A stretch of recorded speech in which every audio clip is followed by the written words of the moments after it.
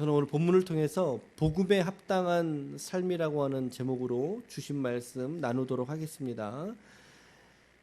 원래 이 성경은 사도 바울이 보낼 때 이렇게 장절이 나눠져 있겠어요? 사도 바울이 편지를 빌립보에 보낼 때 장절을 나눠서 이렇게 보냈겠어요? 여러분 생각해 보세요. 여러분들 누구한테 편지를 보내는데 그 편지를 보낼 때다가 몇 장 몇 절 이렇게 절을 구분해 이렇게 안 하겠죠. 근데 이 장절은 후대에 정경화 작업을 거치면서 장절이 이렇게 나눠지고 붙여진 거예요. 그러니까 우리가 오늘 이렇게 분류된 거는 우리의 이해를 돕기 위한 수준이다. 이렇게 이해하시면 되고요. 이렇게 1장 말미에서부터 2장 4절까지 읽었는데 전혀 문제가 안 됩니다. 자유로운 마음으로 묵상하시면 좋겠어요. 그래서 이제 27절부터 30절까지는 복음에 합당한 생활 이렇게 우리 매일 성경에서 제목을 달아줬고요. 그리고 2장 1절부터 4절까지는 하나됨을 위한 권면 이렇게 제목을 달아줬습니다. 저도 그 두 가지 주제를 가지고 오늘 말씀 나누도록 하겠습니다. 첫 번째입니다. 복음에 합당한 생활을 하자는 것입니다. 복음에 합당한 생활을 하자. 본문 말씀해 보니까 바울은 오직 너희는 그리스도 복음에 합당한 생활을 해라 라고 이제 명령하고 있어요. 조언하거나 선택해라 이런 게 아니라 생활을 해라 명령형으로 본문이 기록되어져 있는데 복음에 합당한 생활이 무엇인지를 사도 바울은 역시 본문에서 두 가지의 예를 들어서 말하고 있어요. 먼저는 한 마음으로 서서 한 뜻으로 복음의 신앙을 위하여 협력해라 이겁니다. 복음의 신앙을 위하여 협력해라. 그것이 복음에 합당한 삶이라고 말하고 있는 것이고 27절 하반절에 기록되어져 있죠. 27절 하반절에 보니까 그렇죠? 너희가 한 마음으로 서서 한 뜻으로 시작 복음의 신앙을 위하여 협력하는 것과 그렇죠? 그럼 복음의 신앙을 위하여 협력한다는 게 어떤 의미냐라고 말할 때 뭐 우리가 단순하게 전도할 때 뭐 전교인 야외 전도할 때 같이 나간다거나 물론 좋습니다. 선교할 때 선교지에 같이 간다거나 물론 좋습니다. 그런 의미로도 생각이 가능하겠지만 그런데 이 본문에서의 이 의미는 조금 더 포괄적인 의미이지 않을까라는 생각을 해봤어요. 예를 들면 교회에서 어떤 목회자가 어떤 사역을 이렇게 펼쳐가려 할 때 그 목회자의 마음에는 누구나 자기 자신의 사리사욕을 쫓아서 목회하는 사람이 얼마나 있겠어요, 여러분? 얼마나 있겠어요? 그저 한 사람이라도 그리스도인으로 성장하려고 하는 그런 마음으로 목회를 감당하지 않겠습니까?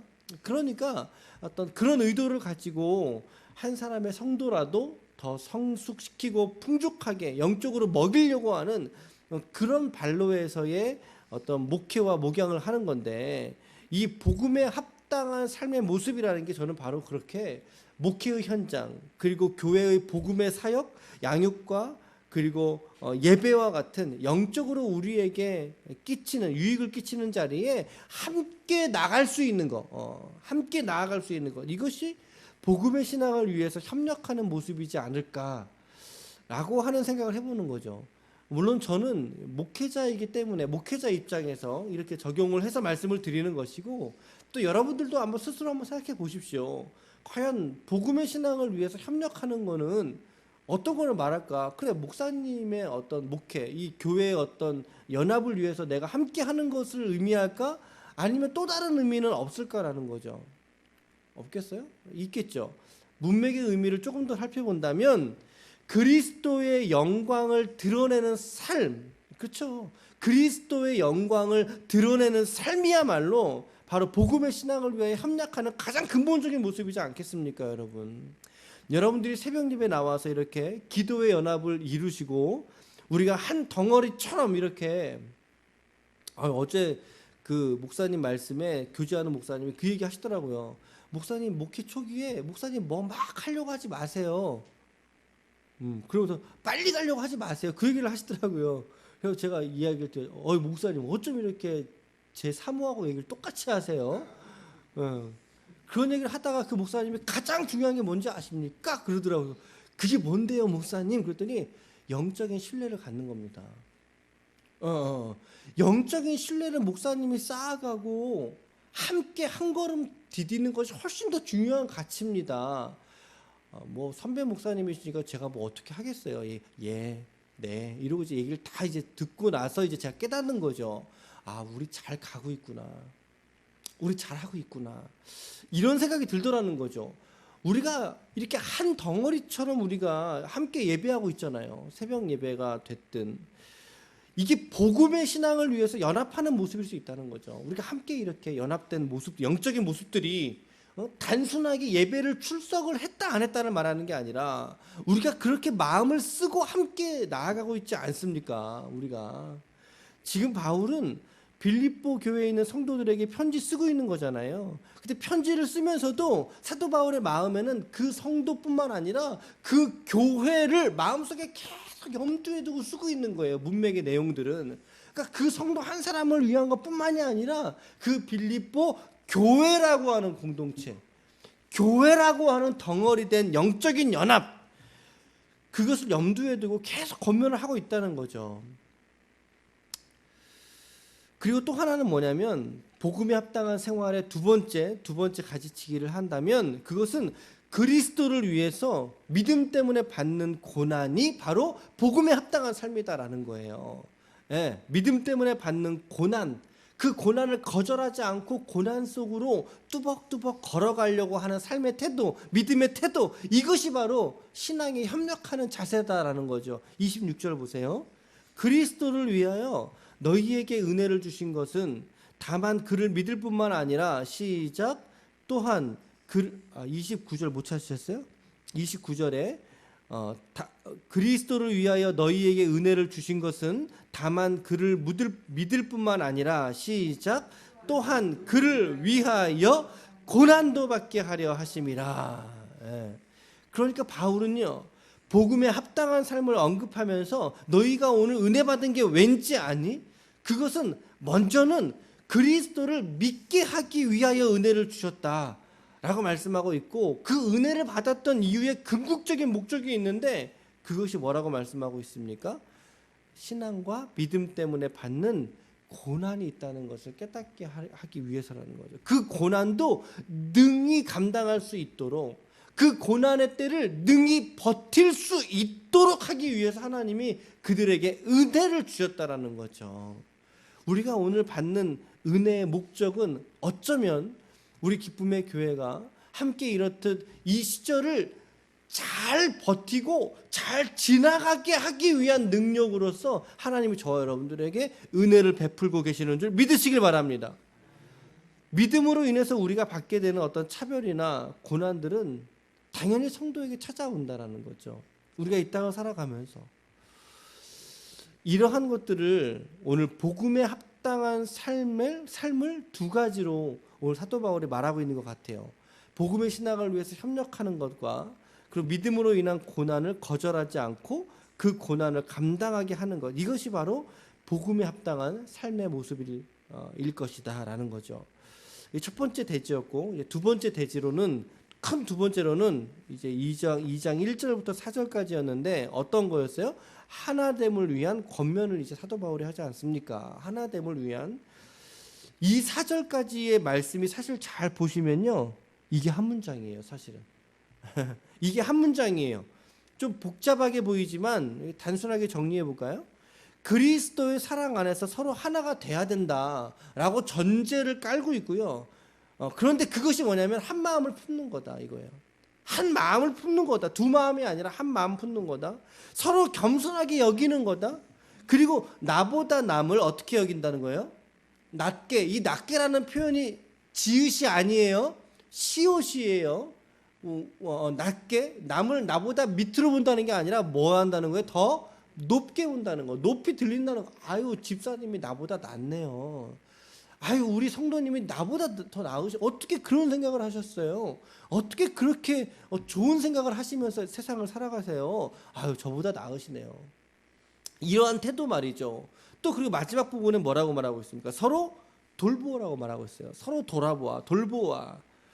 그러면서 목회자인 바울의 마음의 기쁨을 충만하게 좀 해다오. 충만하게 하라. 그렇게 말하고 있죠.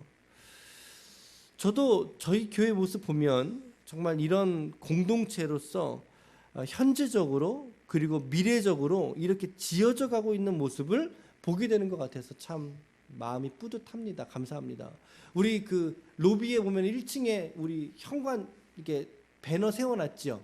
배너 세워놨잖아요. 그 말씀에 보면 함께 지어져 가느니라, 이 말씀 제가 이제 붙여놓았는데 바로 그 태도가 가장 중요한 것 같아요. 함께 지어져 가는 것이 교회의 참된 모습이라는 거죠, 여러분. 나만 열심히 앞장서서 나만 열심히 뛰어가는 거, 목회자가 아니라 나 개인이 막 앞질러 가는 게 아니라 함께 지어져 가느니라. 이 가치가 교회에서 참 중요한 가치더라는 거예요. 서로가 관심을 갖고 그리고 돌보려고 하는 태도들이 우리 안에 있잖아요. 서로 돌보려고 하는 태도 여러분 보이지 않으십니까? 우리 목자로서 우리 또 두 목장 세워서 이서영 집사님 또 이주연 집사님 목장 잘 섬기시죠? 본이 되려고 하는 열심히 보이지 않습니까? 또 이제 어제 새벽 예배 운행하면서 오는데 우리 조영희 집사님께서 이런 말씀 하시더라고요. 우리 주일날 우리 이주연 집사님 얘기 우리 같이 나눴잖아요. 나누면서 말씀 들었는데 마음이 너무 아프시다는 거예요. 마음이 너무 아프시고 아쉽고 보고 싶으시다는 거예요. 네, 보고 싶으시다는 거예요. 그러면서 우리 9시 예배 만들면 안 되겠냐고. 주일날 9시 예배를 목사님 만들면 안 돼요? 그러니 아니 뭐 안 될 게 뭐 있겠어요. 뭐 하면 하죠. 그거는 좀 기도해보고 우리가 어제 목사님들 교제하면서도 교회가 장소의 리스크를 줄여가는 게 중요한 관건입니다. 그런 얘기 하셨거든요. 그러면서 뭐 여러 가지 말씀 나눴는데 하여튼 그런 부분들도 같이 얘기 나누게 됐거든요. 이제 장소에 대한 부분들. 그래서 우리 조 집사님 이야기 들으면서 듣는 제 마음이 참 너무 좋았어요. 너무 흡족했어요. 우리 성도가 이렇게 또 성도를 걱정해주고 염려해주고 함께 이제 우리가 정말 기도해줘야 되지 않겠느냐. 정말 기도해줘야 된다. 우리 집사님 위해서 기도해주자. 이런 말씀을 드리면서 이런 성도의 따스한 사랑이 느껴지더라는 거죠. 따스한 사랑이. 어제 우리 또 시연이하고 태연이도 어제 예배 오지 않았습니까? 아이들이 왔는데 아이들이 왔으면 부모님이 좋아야 되는데 부모님보다 제가 더 좋은 것 같은 그런 마음이었어요. 애들 뭐 새벽인데 깨워서 여기까지 왔는데 여러분들 어저께 우리 아이들 보면서 어떤 마음 드셨어요? 왜 새벽에 쟤네를 깨워서 여기까지 데려와서 이런 생각 드셨어요? 우리 그런 생각 안 들었죠? 얼마나 아름다운 모습이었습니까? 아이들은 또 좀 피곤하고 졸릴지라도 그냥 바라보고 있는데도 이제 예쁜 바라보고만 있는데도 좋은 사람, 보고만 있는데도 좋은 사람, 이런 느낌 들지 않으셨어요? 왜 그럴까? 왜 그럴까요? 우리가 주 안에서 함께 연합된 지체들이기 때문이라는 거죠.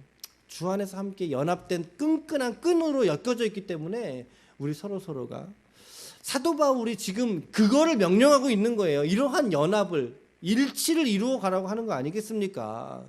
다른 일들을 돌보라고 하잖아요. 서로가. 우리가 왜 다른 지체들에 대한 삶의 이야기들에 우리가 관심이 없을 수 있겠냐는 거죠. 관심을 갖게 되고 기도하게 되고. 수환이 어디까지 왔대요? 청주?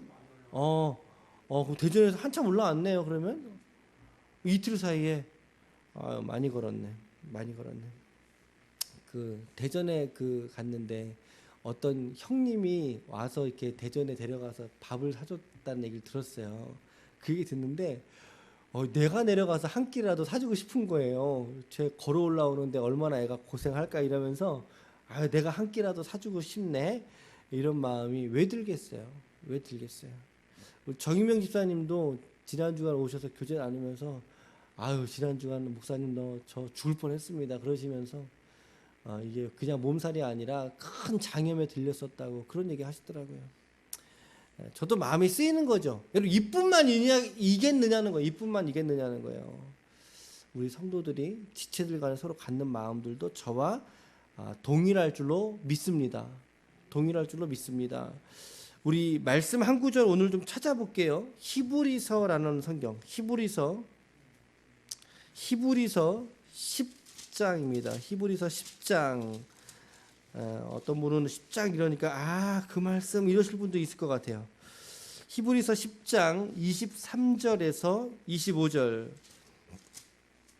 정말 오늘 우리에게 주시는 하나님의 음성처럼 제가 받았어요. 찾으셨어요? 히브리서 신약 성경에 있어요. 364면에 있어요. 같이 한 목소리를 읽어볼까요? 히브리서 10장 23절에서 25절 시작.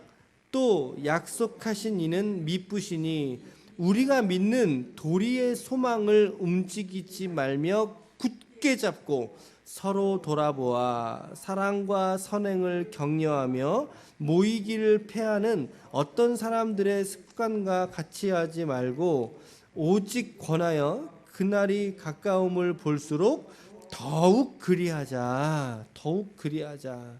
서로 돌아보아 사랑과 선행을 격려하라고 말하고 있고, 모이기를 패하는 어떤 사람들의 습관처럼 하지 말고 오직 우리가 서로 권면하고 서로 사랑해서 그날이 가까울수록 더욱더 우리 안에 하나 되는 이러한 연합을 이루어 가자. 그렇게 살아가자.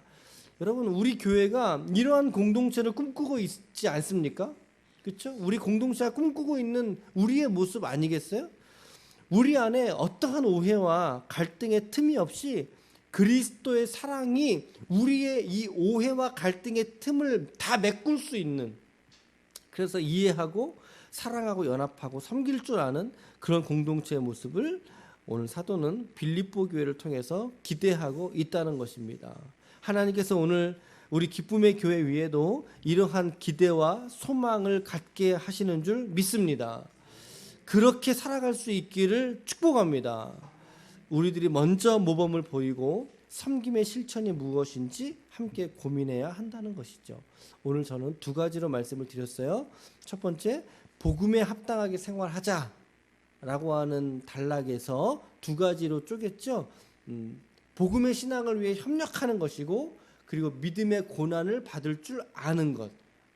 이것이 바로 복음에 합당한 생활이다. 그리고 큰 두 번째 대지는 하나됨을 위한 권면을 우리가 서로 받았습니다. 우리가 서로 돌아보아서 사랑과 선행을 격려하는 귀한 공동체로 세워가자는 것이죠. 이러한 기도로 교회를 섬기고 지체들을 섬겨갈 때 하나님의 영광과 은혜가 우리 교회와 그리고 우리 여러분들의 삶 속에 넘쳐나게 될 줄로 믿습니다. 아무쪼록 이 믿음으로 오늘도 세상 속으로 나아가 믿음으로 승리할 수 있는 복되고 귀한 종들이 다 되시기를 예수님의 이름으로 축원합니다. 아멘.